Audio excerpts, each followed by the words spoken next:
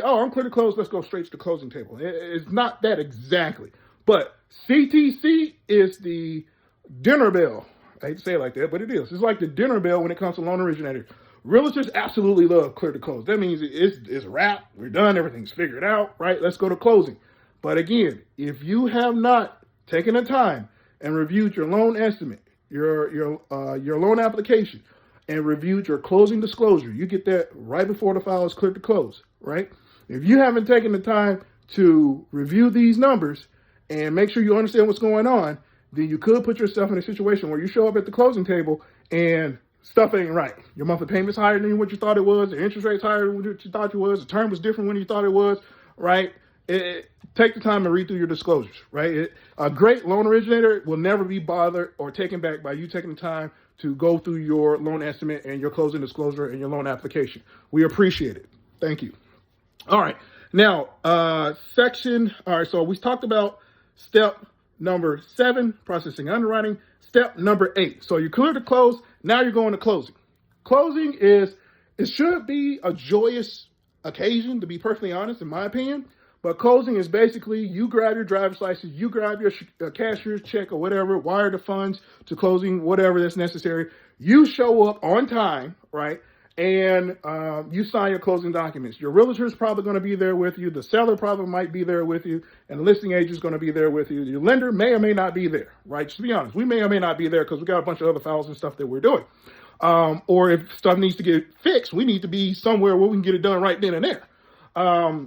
But you go to closing, you sign all your documents, and you're done, right?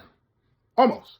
You're done once the loan is funded, right? Now, you can go to the closing table, sign all your closing disclosures, and there might be some requirements that the title company has to complete or taxes that has to get done, and that could delay the funding of the loan to the next day. Or if you go into the closing attorney, in Georgia we call it closing attorney, but you go to the title company super late on a Friday, they don't get the wire or the funds dispersed. They do it on Monday. Technically, you don't own the home till Monday. So, what you're really looking for is, have my funds been dispersed from the lender? It's a yes or no question.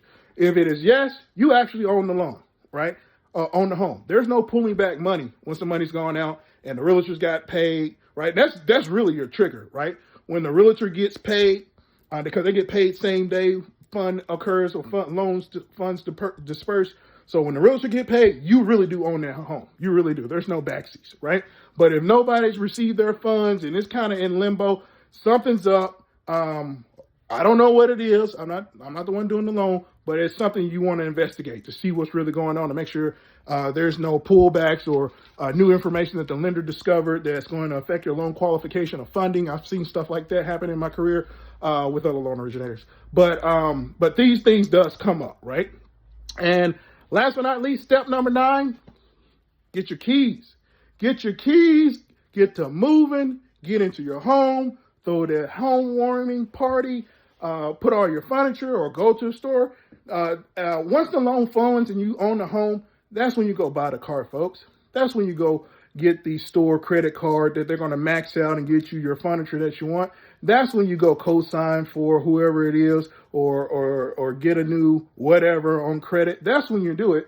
But between, those points, you don't do anything. Don't get anything new. Don't do anything derogatory. Don't do anything that'll mess up your ability to show that you can repay this loan or your credit worthiness or the funds that you're going to be utilizing for closing.